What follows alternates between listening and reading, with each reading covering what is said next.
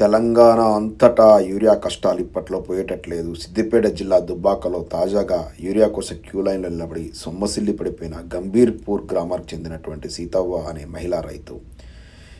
ఇదే రోజు సిద్దిపేటలో యూరియా కోసం వచ్చిన రైతును అరెస్ట్ చేయబోయిన పోలీసులపైకి తిరగబడ్డ తెలంగాణ రైతాంగం. సో ఈ రకంగా తిరుగుబాటుతనం మొదలైంది. ఈ యొక్క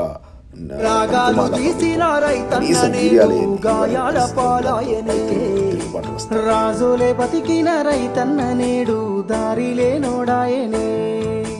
రాగాలు తీసిన రైతన్న నేడు గాయాల పాలాయనే. రాజులే బతికిన రైతన్న నేడు దారిలే నోడాయనే.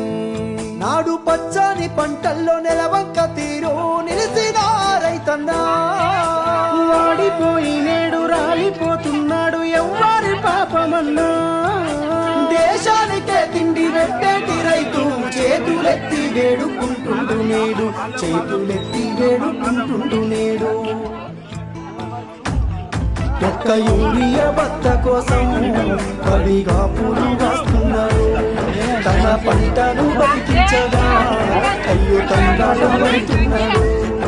ఒక్క యూరియా బత్త కోసం పడిగా పూలు కాస్తున్నారు.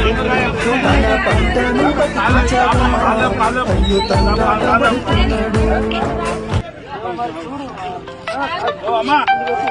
అమ్మా ఇటు